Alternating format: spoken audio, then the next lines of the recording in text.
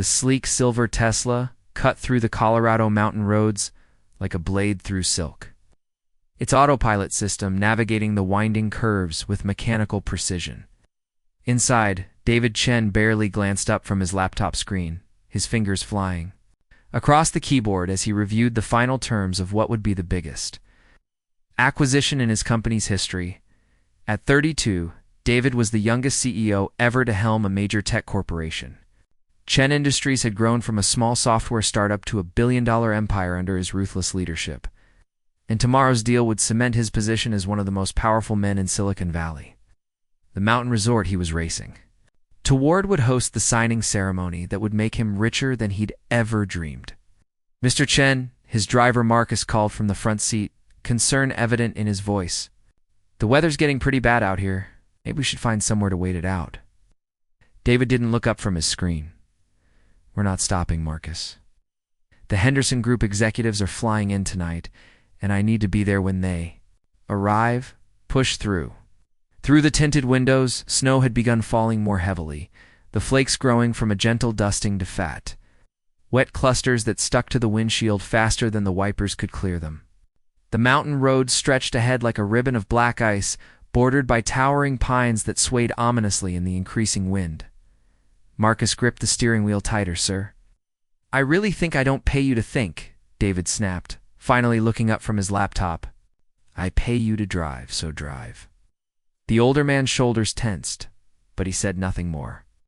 David returned to his work, reviewing the contract terms one final time. Everything had to be perfect. His father had built Chen Industries from nothing, and David had spent the last decade proving he was worthy of the legacy. This deal would finally put him beyond his father's shadow. The storm seemed to appear from nowhere. One moment they were making steady progress up the mountain highway, and the next, the world outside had turned into a swirling white nightmare. The wind howled around the car, and snow fell so thickly that the headlights could barely penetrate more than a few feet ahead. "Mr. Chen," Marcus said, his voice tight with worry, "I can't see the road anymore. We need to pull over." "Absolutely not," David replied, his eyes still fixed on his screen. "We're less than an hour from the resort. Keep going." But even as he spoke, David could feel the car beginning to struggle. The autopilot system was flashing warnings. The vehicle's movements had become jerky and uncertain as it tried to navigate the increasingly treacherous conditions. That's when it happened. The car hit a patch of black ice hidden beneath the fresh snow. David felt the vehicle begin to slide sideways, and for the first time, he looked up from his laptop with genuine alarm. Marcus fought to regain control, but the Tesla spun once, twice, then crashed through the guardrail with a sound like thunder. World became a chaos of spinning lights and crushing metal. David felt weightless for a terrifying moment before the car slammed into something solid and came to an abrupt, devastating stop. Silence. David's ears were ringing, and something warm trickled down his forehead. His laptop had been thrown somewhere. In the crash, its screen flickering weakly in the darkness. He tried to move and winced at the sharp pain in his ribs. "Marcus," he called out, his voice hoarse. A groan from the front seat answered him. David unbuckled his seatbelt and carefully made his way forward. Marcus was conscious but trapped, his leg pinned beneath the crumpled dashboard.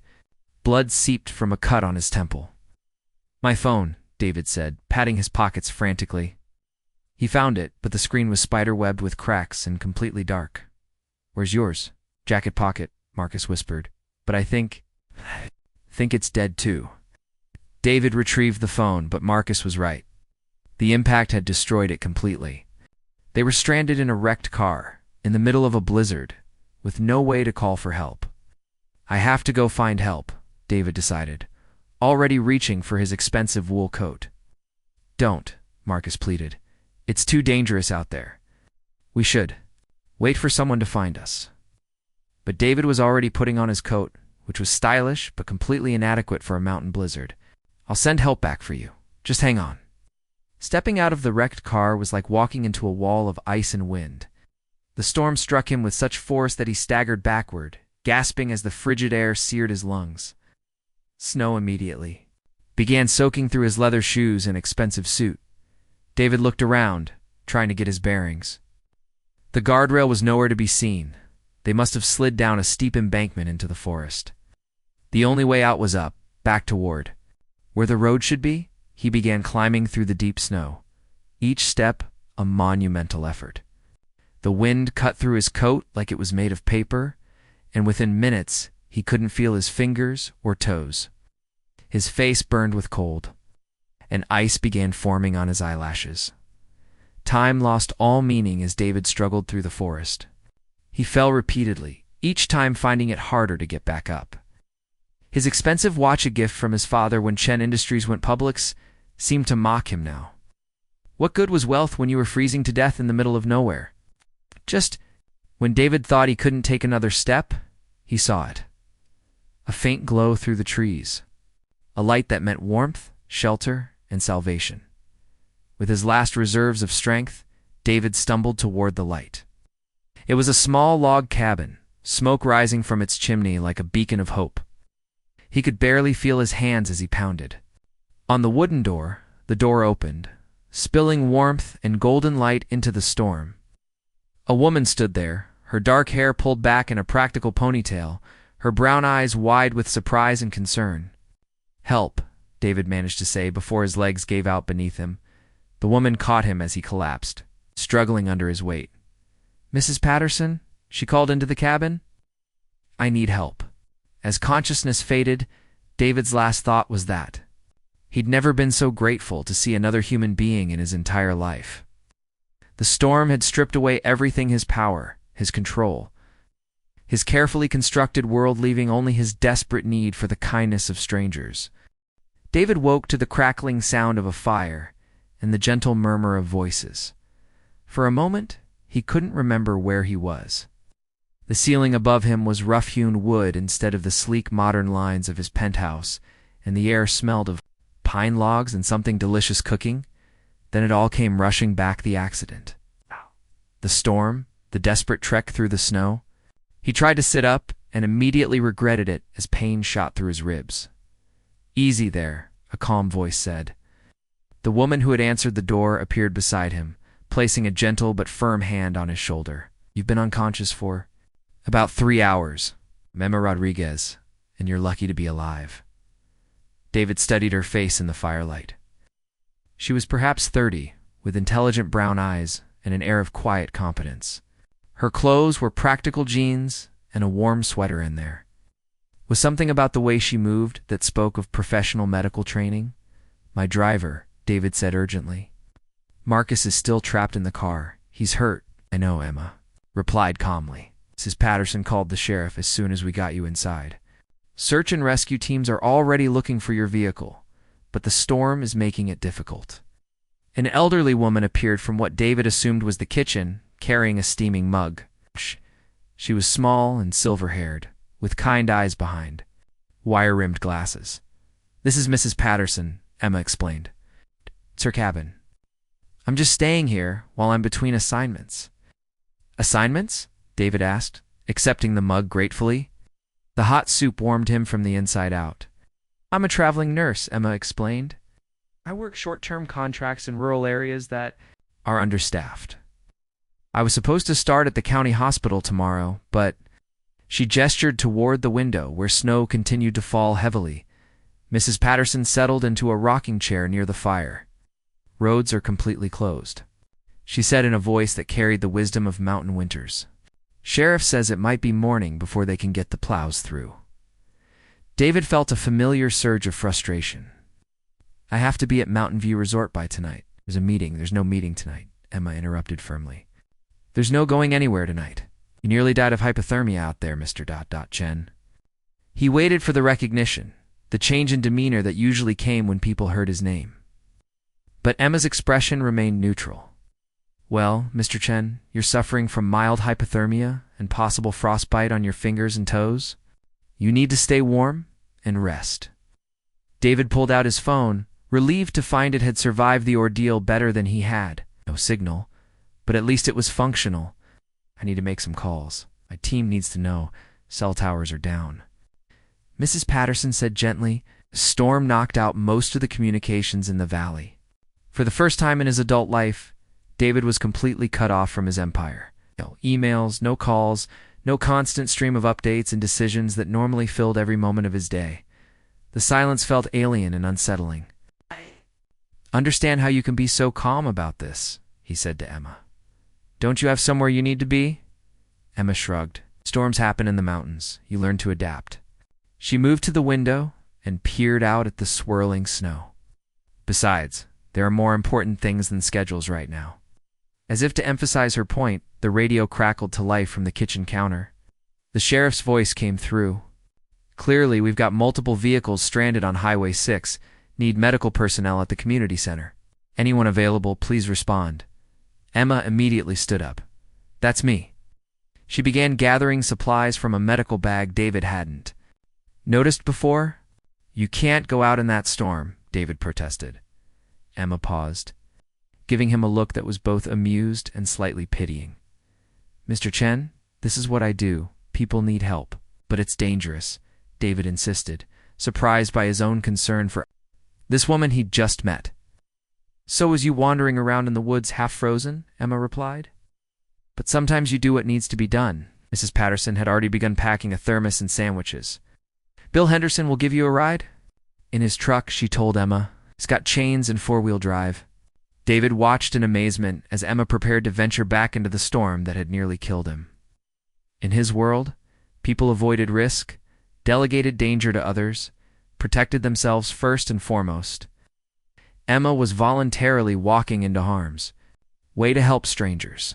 "I'll be back in a few hours," Emma told him. "Rest, drink plenty of fluids, and don't try to be a hero. Mrs. Patterson will take good care of you." After Emma left, David found himself alone with the elderly woman, who seemed content to sit by the fire and knit. The silence stretched between them, broken only by the crackling logs and the wind outside. "She's remarkable," Mrs. Patterson said, eventually, not looking up from her knitting. "Emma arrived 3 days ago, during the last storm. Found out the community center was being used as a shelter for folks whose power went out. And she's been there every day since, checking on people, making sure everyone's okay." Mrs. Patterson smiled. "Doesn't even officially start work until tomorrow, but she can't help herself." David thought about his own approach to new situations, calculating advantages, identifying opportunities, positioning himself for maximum benefit. Emma's immediate impulse to serve others was completely foreign to him. The radio crackled again. This time it was good news. They'd found Marcus and were airlifting him to the hospital in Denver. His injuries were serious but not life-threatening. David felt a wave of relief that surprised him with its intensity. When had he started caring so much about his employees' well-being? Marcus had been driving him for 2 years, and David realized he knew almost nothing about the man's life outside of work. "You feel guilty?" Mrs. Patterson observed, still focused on her knitting. "I should have listened to him about the storm." David admitted. "He tried to warn me, and now—" David was quiet for a long moment. "I'm wondering what else I haven't been listening to." Mrs. Patterson set down her knitting and looked at him directly. "Emma mentioned you have an important meeting tomorrow," had David corrected. "The biggest deal of my career, and I'm going to miss it because I was too arrogant to listen to weather warnings." "What kind of deal?" David found himself explaining. "The acquisition, the months of negotiations, the enormous sums of money involved." Mrs. Patterson listened without judgment, asking occasional questions that revealed a sharp business mind beneath her grandmotherly exterior. "Sounds like you've worked very hard for this," she said when he finished. "My whole life," David confirmed. "Everything I've done has been building toward deals like this, and after tomorrow." "What then?" The question caught David off guard. He'd been so focused on closing this deal that he hadn't thought much about. "What came next? More deals, I suppose? Bigger companies? Larger acquisitions?" "Sounds lonely," Mrs. Patterson said gently. Before David could respond, the front door opened and Emma stumbled in, her cheeks red from the cold, but her eyes bright with purpose. "How did it go?" Mrs. Patterson asked, already moving to help Emma. Out of her snow-covered coat. "Good," Emma said, warming her hands by the fire. "Mostly minor injuries from car accidents, a few cases of hypothermia. Everyone's going to be fine." She glanced at David. "How are you feeling?" "Better," David admitted. Thank you for saving my life. Emma waved off his gratitude. Just doing what anyone would do. No, David said firmly. Not anyone. Most people would have looked out for themselves first. Emma studied his face in the firelight, something shifting in her expression. What kind of world do you live in, Mr. Chen, where helping someone in need is considered unusual? The question hung in the air between them, carrying more weight than David could have imagined. Outside, the storm continued to rage, but inside, the small cabin. Something was beginning to change in the heart of a man who had thought he knew everything about what mattered in life. Dawn broke clear and brilliant over the mountains, the storm having finally exhausted itself during the night. David woke to sunlight streaming through the cabin windows and the distant rumble of snowplows working to clear the roads. For the first time in years, he had slept deeply, without dreams of boardrooms or balance sheets. Emma was already up, standing at the kitchen window with a cup of coffee, watching the rescue crews work their way up the mountain road. She'd changed into fresh clothes, simple jeans, and a blue sweater that brought out her eyes, and her dark hair caught the morning light. "Good morning," she said, turning as David emerged from the small bedroom where he'd spent the night. Roads should be clear within the hour. David felt an unexpected pang at her words. "That's good news," he said, though his voice lacked conviction. Mrs. Patterson appeared from the kitchen, carrying a plate of scrambled eggs and toast. "Eat up," she instructed David. "You'll need your strength for the journey back to your world." As David ate, he found himself studying Emma, memorizing the way she moved around the small cabin with quiet efficiency, how she checked the radio. For updates, how she seemed genuinely concerned about strangers she'd never met. Everything about her was the opposite of the people in his usual circle. Genuine instead of calculating. Selfless instead of ambitious. "I should make some calls," David said, reaching for his phone. The signal had finally returned, and immediately. The device began buzzing with dozens of missed messages and voicemails. His assistant's frantic voice filled the cabin. "David, where are you? The Henderson Group is threatening to walk away from the deal. Your father is furious. Call me immediately." Another message from his business partner. "The acquisition deadline is noon today.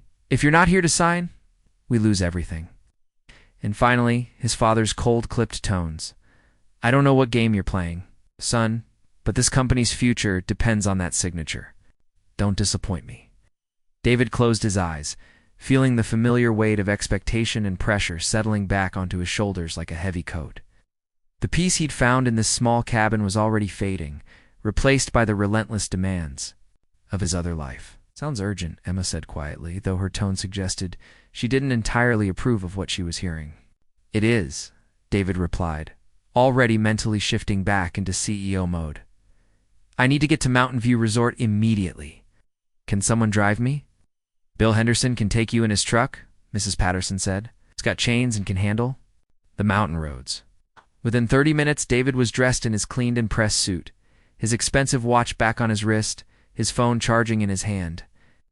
He looked every inch the powerful executive he was, but something felt different. The clothes felt like a costume now, and the constant buzzing of his phone seemed more like a chain than a connection. Emma walked him to the door, her expression unreadable. "Hope you get your deal," she said simply. "Emma," David began, then stopped. What could he say? That these past 18 hours had changed something fundamental in him, that he'd never met anyone who made him question everything he thought he wanted. "I know," she said softly. "But you have a life to get back to. An important one, from the sound of it. What if I don't want to go back?" The words surprised him as much as they did her. Emma's eyes widened, and for a moment neither of them spoke. "You don't mean that," she said finally. "You have responsibilities. People depending on you." "Do I?" David asked, moving closer to her. "Or do I just have people who want something from me? When's the last time someone cared about me the way you cared about those strangers at the community center last night?" Emma looked away. "David, we barely know each other. You're caught up in the drama of what happened, but when you get back to your real life, this feels more real than anything I've experienced in years." David interrupted. "You saved my life, Emma. Not just from the storm, but from something else. Something I didn't even know I was dying from." Before she could respond, Bill Henderson's truck pulled up outside, engine running, ready to take David back to his world of deals and deadlines. David looked at the truck, then back at Emma. "Come with me." What? Come with me to the resort. "I want you to see what I'm walking back into. Help me understand if it's worth it." Ah! "I can't. I start work at the hospital. Today, people are counting on me. They're counting on me too," David said bitterly. "But nobody cares if I'm happy. Nobody cares if I'm slowly dying inside, as long as the profits keep coming." Bill honked his horn gently, and David knew he had to make a choice. The old David would have already been in the truck, phone pressed to his ear, racing to save a deal that represented everything he'd worked for. But standing here, looking into Emma's concerned brown eyes, he felt something shift inside him. "What if I stayed?" he asked quietly. "For how long? A day? A week? And then what? You'd resent me for the opportunities you missed, and I'd feel guilty for keeping you from your life." "What if this is my life?" David asked, gesturing around the simple cabin. "What if everything else has just been preparation for finding this? For finding you?" Emma's eyes filled with tears. "David, don't. Please don't make this harder than it is." Bill's truck honked again, more insistently this time. David's phone was ringing constantly now, and he could see messages piling up on the screen. His empire was calling, demanding his return. But looking at Emma, at Mrs. Patterson, watching sadly from the doorway, at the simple life they represented, David made the most important decision of his career. He turned off his phone. "Mr. Henderson," he called to the truck, "I won't be needing that ride after all." Emma stared at him in shock. "David, you can't. The deal will happen without me, or it won't," David said, feeling a strange lightness in his chest. "For once in my life, I'm going to choose what I want instead of what's expected of me." He pulled Emma into his arms, and when she didn't resist, he kissed her. It was soft and tentative at first, then deeper as she responded, her hands coming up to cup his face. When they broke apart, both were breathing hard. "Are you sure?" Emma whispered. "I've never been more sure of anything," David replied. "I spent my whole life climbing toward something I thought I wanted. And it took almost dying in a blizzard to realize I was climbing the wrong mountain." Mrs. Patterson cleared her throat from the doorway. "Well," she said with a smile, "I suppose I should put some more coffee on."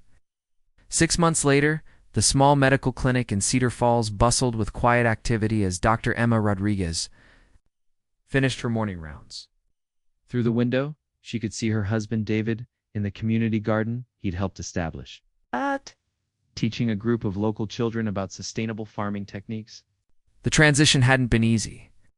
David's decision to walk away from the Henderson deal had cost him his position as CEO and his relationship with his father. But it had also freed him to discover what he truly wanted to do with his life. Using his business skills and remaining wealth, he'd started a foundation that brought medical facilities and sustainable development to underserved rural communities. Emma had become the medical director of their first clinic, and together they were building something that felt infinitely more valuable than any corporate acquisition. David looked up from the garden and waved, dirt under his fingernails, genuine. Happiness lighting up his face in a way that expensive suits and corner offices never had. Emma waved back, her engagement ring a simple band he'd carved himself from mountain cedar, catching the afternoon sunlight. Sometimes the best storms, she reflected, were the ones that knocked you off your planned path and forced you to discover where you really belonged. In the distance, snow-capped peaks stood guard over the valley, and Emma remembered the blizzard that had brought them together. It had taken a storm to show them both what really mattered. Not the empire you could build, but the lives you could touch and the love you could share along the way.